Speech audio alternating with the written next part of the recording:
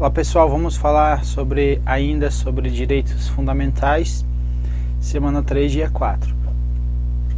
Agora a gente vai falar sobre o princípio da dignidade da pessoa humana, certo? Então aí nós temos aí um desdobramento dos fundamentos da República.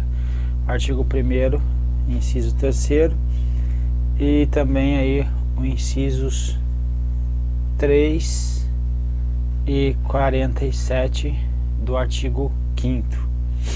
Então é importante você pegar a Constituição e lá no Google colocar Constituição Federal, acessar o site do Planalto para você ler esses artigos, o 1, 2, o 3, o 4, e depois pegar esses incisos que eu estou verificando com vocês aí do artigo 5º e dar uma lida também. A lei seca ajuda, porque cai muito a literalidade desses incisos. Olha só o que está escrito aí no inciso 3º, está dizendo assim, ó, que ninguém, olha só, ninguém, de novo, saiu, ninguém será submetido à tortura, certo? Nem tratamento desumano ou degradante. O que eu estou chamando a atenção para você aqui? Ninguém será submetido à tortura. O examinador adora pegar isso, principalmente para carreiras policiais, e inventar uma história de que tem vários reféns, de que vai morrer todo mundo, de que não sei o que, e aí ele coloca nesses casos, ele tenta justificar uma tortura para você cair no conto do vigário, perfeito? Porque ninguém será submetido à tortura, não tem ressalva, ninguém é ninguém, ok? Então não esquece isso. O que mais? Sobre não haverá penas, aí o inciso então 47 de morte. Essa daqui é o que? É uma regra. Então, nenhuma hipótese haverá pena de morte. Certo ou errado? Errado. Porque em caso de guerra declarada, vai então aí ter pena de morte. Certo? Artigo 84, inciso 20, inciso 19, né? Lá ele vai trazer lá que quem declara guerra, lá vai estar os procedimentos, tá? Que é aprovado pelo Congresso, etc. Mas o que cai aqui do artigo 5º vai dizer então que pode então ocorrer morte, pena de morte. No Brasil, ó, o que o examinador coloca? No Brasil, há em casos excepcionais pena de morte. Certo ou errado? Certo. Qual o caso? Caso de guerra declarada.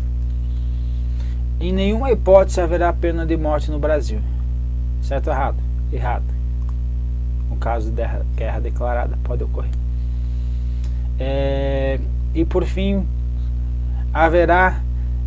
não haverá, agora a minha pergunta é, não haverá pena de morte, certo ou errado? O que você marca? Não haverá pena de morte, certo ou errado? Resposta certo, porque é o que? É a regra. Então cuida com isso, para você lembrar quando ele trouxer assim, ainda que você olhar assim, está escrito não haverá, mas tem uma exceção, ele não está tratando da exceção, está tratando da regra, então você vai marcar como correto. E o resto ele traz mais a literalidade de caráter perpétuo, trabalhos forçados. Então o preso na prisão, na cadeia, ele pode ser submetido a trabalho forçado? A Constituição Federal diz que não. Banimento, expulsar alguém do país, banir ele do país, um brasileiro nato, posso? Não. E não haverá penas cruéis também.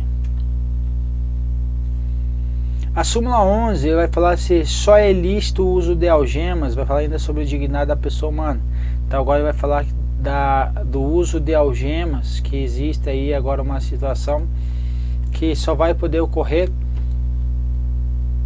o uso da algema em caso do que? De resistência e de fundado receio de fuga ou de perigo à integridade física própria ou alheia, certo?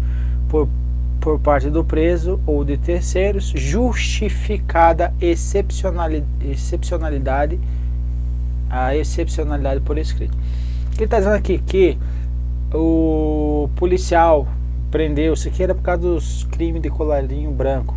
O pessoal começou a algemar esse povo, e aí os amigos, certo, começaram a trazer essa pressão, e aí também existia uma certa teatro que pegava uma pessoa, já saía algemando para dar mídia e ibope na televisão. Aí o STF colocou essa súmula vinculante aí na praça, dizendo que o uso da algema é em casos excepcionais, certo? Tem que estar por escrito, fundamentado. No caso de tiver resistência ou receio de fuga, perigo de integridade física própria ou alheia, ok? Então, sob pena de responsabilidade de quem? Do agente ou da autoridade, beleza? Sem prejuízo das responsabilidades civis aí do Estado.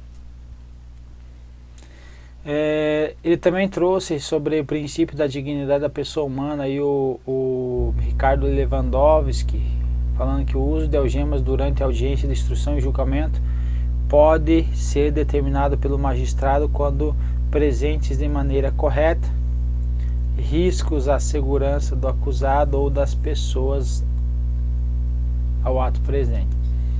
Então, quando tiver uma audiência de instrução e julgamento, o uso da algema vai ser somente em casos excepcionais. Porque se eu estou trazendo um julgamento, uma utilização de uma algema, isso pode trazer uma indução aí a trazer uma pena mais severa para o acusado, perfeito? A extradição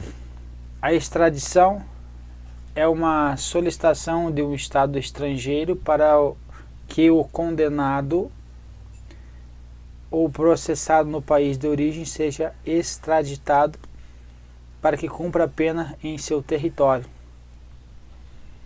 Instituto que obedece então aí tratados internacionais de extradição, a Constituição Federal e o Estatuto do Estrangeiro, perfeito? Então, um cidadão argentino comete um crime lá, vem para o Brasil, solicita a extradição, ok? Você pode mandar ele para lá. Vai ter alguns regramentos que já vai ver. Temos alguns limites à extradição previsto na Constituição Federal, no inciso aqui 51 e 52. Nenhum brasileiro será extraditado. Então essa é a regra. Então cai da tua prova, nenhum brasileiro será extraditado, certo ou errado? Certo. Salvo quem? O naturalizado. Mas em duas situações. Primeira situação, crime comum praticado antes da naturalização, ou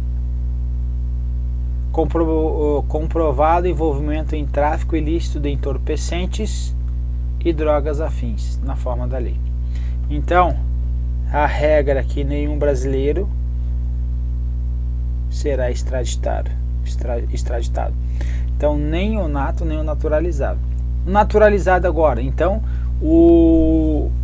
ele vai trazer uma ressalva para quem o naturalizado. O que significa isso? Dizer que o nosso brasileiro nato nunca será extraditado, certo?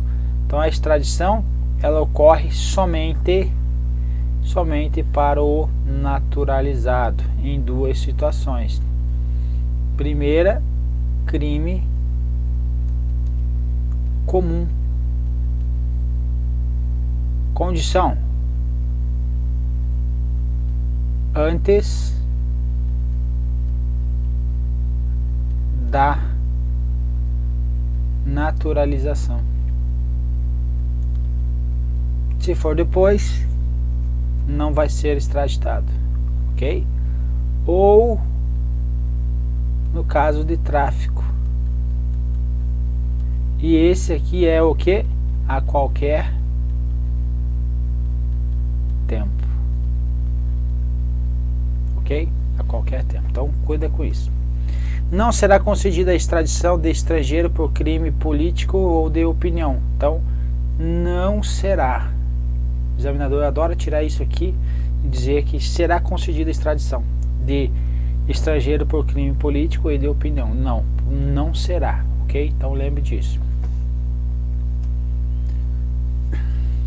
Aqui nós temos algumas pressupostos aí, condicionâncias para a extradição. Primeiro, o crime não pode ser de político ou de opinião. Se for crime político ou de opinião, não é extraditado. O crime deve ter tipificação tanto no país de origem quanto no Brasil. Se no país de origem for um crime e aqui não for o crime, não será extraditado, ok? A pena de restrição de liberdade imposta no extraditando não pode ultrapassar a 30 anos, certo? Porque senão vai configurar o que? Pena de caráter perpétuo, e não pode pena de caráter perpétuo, ok? Então essa posição ela é oscilante aí, uma posição oscilante do STF. E a quarta condição: o brasileiro nato não será extraditado, ok?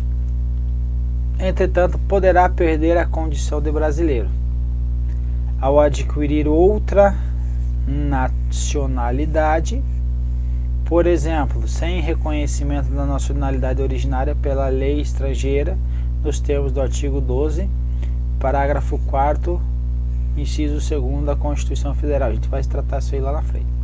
Nessa condição poderá ser extraditado, ok? Então a perda na nacionalidade do brasileiro nato é declarada por meio da portaria do Ministério da Justiça. Então o que ele está me dizendo aqui? O brasileiro nato nunca será extraditado, só que tem o brasileiro que perde a nacionalidade, ele vai ser apátrida, ou então tem a nacionalidade lá do outro país, certo? Então nesse caso, o brasileiro que ele perdeu a condição de brasileiro nato, não é mais brasileiro nato, então ele ocorreu a perda, então ele não é mais brasileiro nato, perfeito? Então nesse caso ele pode ser extraditado. Então, como acontece? Exemplo, em 2016 ocorreu uma situação que uma pessoa em 97, julgado do STF, em 1997, o nome da pessoa é Cláudia, foi para os Estados Unidos, conseguiu o green card, mesmo assim, por ter casado com um americano, e mesmo assim quis ser naturalizada americana. Prestou lá juramento perante a bandeira, etc. Tal. Nesse caso, ela perdeu, certo? Ela perdeu a condição de brasileira, certo? Então ela passou a ser americana. Depois, em 2007, ela morreu o marido dela, provavelmente foi ela, porque no mesmo dia que morreu assassinado, ela veio para o país, certo? Veio para o Brasil, fugiu para o Brasil. A justiça americana solicitou a extradição dela para lá. E aí o advogado dela aqui avocou o incisos aí 51 e 52, ou 50 e 1 na realidade, Então nesse caso 51, que ela não poderia ser extraditada porque ela era brasileira nato, mas o STF entendeu que ela tinha perdido a nacionalidade brasileira quando ela optou pela nacionalidade aí estrangeira, ok?